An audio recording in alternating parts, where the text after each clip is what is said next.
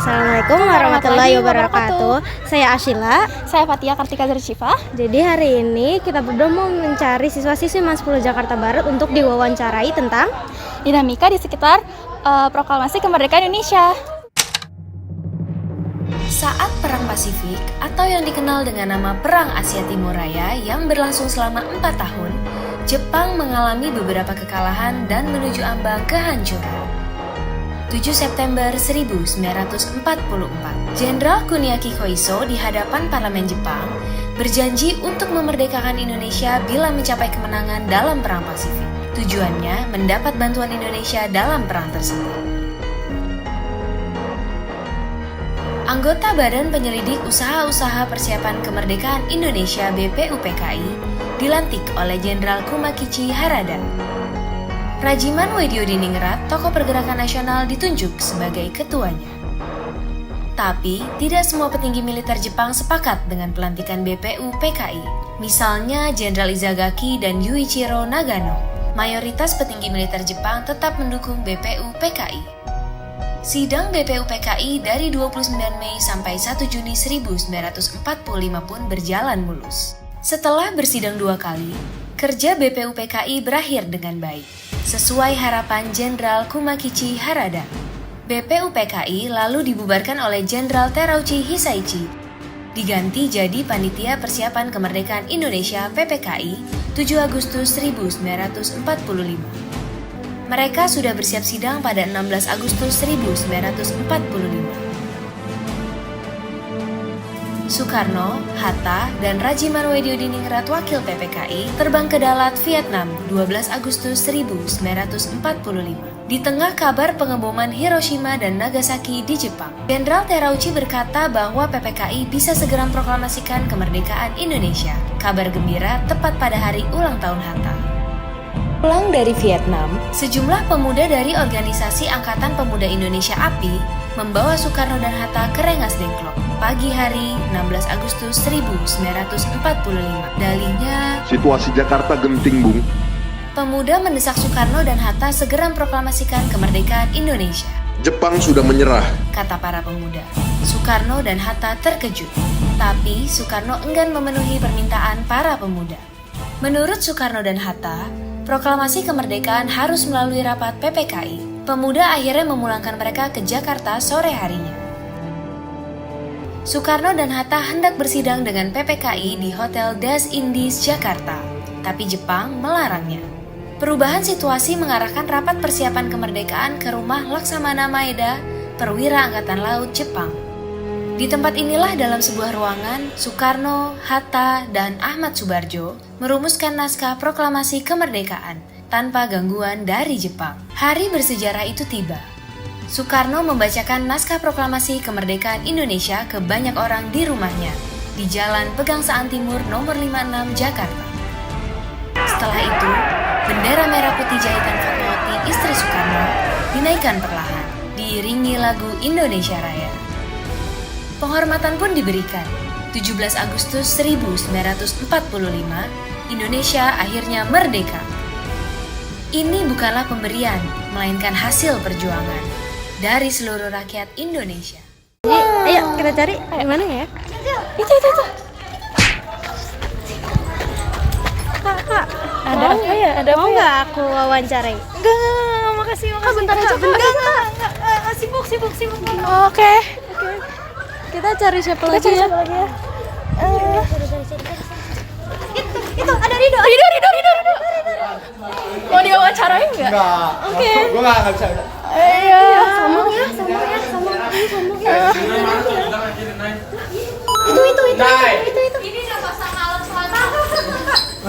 Mau aku wawancarai? Apa? Sejarah. Enggak deh. Sebentar aja kak. Sebentar aja kak.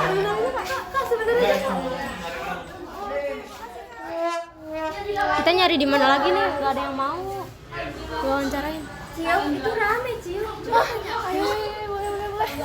Kak, ada yang mau diwawancarain? Ada yang mau diwawancarain? Sejarah. Aduh, maaf ya, kita mau Makasih. Bentar aja kak. Aduh, ntar dulu. Kita mau jajah. Perkenalkan, Perkenalkan, nama saya Syamila Isnani Ababil. Hari ini saya mau mewawancarai salah satu siswi MAN 10 Jakarta. Boleh kenalin nggak nama kamu siapa? Nama aku Sumaya. Dari kelas berapa? 11 B2. Aku ada pertanyaan. Kamu tahu nggak kapan dibentuknya BPUPKI? BPUPKI itu dibentuknya tanggal 1 Maret 1945. Kamu tahu nggak sih apa tujuan dari PPKI dibentuk? Itu tuh untuk melanjutkan tugas-tugas yang dilakukan oleh BPUPKI. Terus kamu tahu nggak kenapa bisa terjadi peristiwa Rengas Dengklok?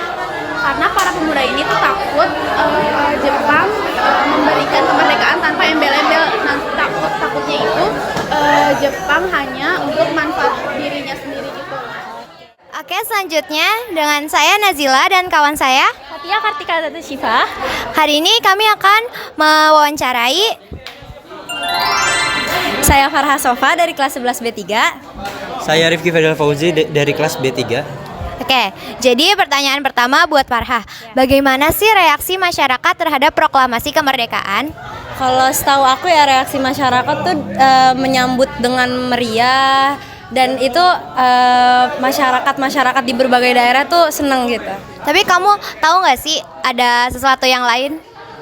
Aku cuma tahu sebatas itu doang sih. Jadi pas udah sambutan meriah, bendera Indonesia langsung dikibarkan dan akhirnya terbentuk pemerintah lokal yang mendukung kemerdekaan. Oke, selanjutnya pertanyaannya, mengapa peran pemuda sangat penting dalam proses kemerdekaan? Karena mereka tuh mendukung percepatan proklamasi, dan itu di luar izin Jepang, jadi tanpa sepengetahuan Jepang. Oh gitu. Oke. Lanjutnya kita ke Rifki. Oke, selanjutnya di mana sih dan bagaimana naskah proklamasi itu dirumuskan? Setahu aku tuh naskah proklamasi dirumuskan di Rumah Laksamana Maeda.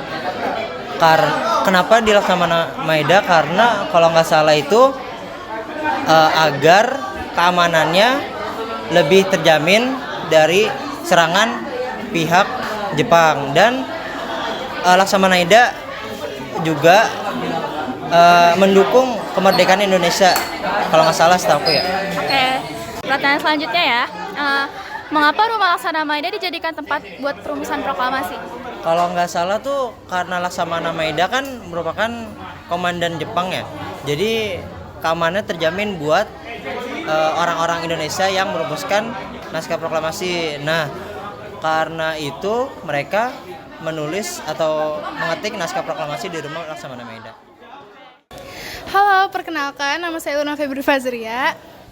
Nama saya Mutia Faradila. Di sini hari ini kita akan mewawancarai Elvina dari kelas 11 B3. 11 B3. Jadi pertama-tama aku mau nanya nih, kamu tahu nggak sih apa tujuan dari PPKI? Setauku sih ya, tujuan PPKI dibentuk itu melanjutkan tugasnya BPUPKI, yaitu mempersiapkan kemerdekaan Indonesia sih. Gitu. Untuk tanggal dibentuknya 7 Agustus. Oh iya. Selanjutnya pertanyaan dari saya, kamu tahu nggak sih apa isi utama teks proklamasi? Tapi seingat aku tuh pernyataan tentang kemerdekaan, terus juga kayak apa lagi ya? Sama pemindahan kekuasaan nggak sih? Seingat aku. Oh iya gitu. Betul. Oke, pertanyaan terakhir ya. Pertanyaan terakhir itu, apa sih langkah setelah proklamasi kemerdekaan? Setelah proklamasi, Iya. masyarakat nyebarin berita nggak sih ke seluruh Indonesia gitu, lewat radio, lewat ya segala macam deh pokoknya, dan sama mungkin itu pembentukan pemerintahan Indonesia karena kan udah merdeka gitu. Oh ya, oke, makasih. Halo, nama saya Sanabila Kusnadi dan di sini saya akan mewawancarai Akram Ziyad dari kelas 11D. Oke, pertanyaannya adalah apa yang menyebabkan kedudukan Jepang melemah dalam Perang Dunia Kedua? Jadi pada saat Perang Dunia Kedua, Jepang melemah dikarenakan sudah dibombardir oleh sekutu yang berupa bom atom di Hiroshima dan juga Nagasaki. Dan kemudian dari peristiwa itu Jepang mengalami krisis sumber daya. Kurang lebih seperti itu. Oke, selanjutnya pertanyaan kedua yaitu mengapa terjadi peristiwa Rengas Dengklok?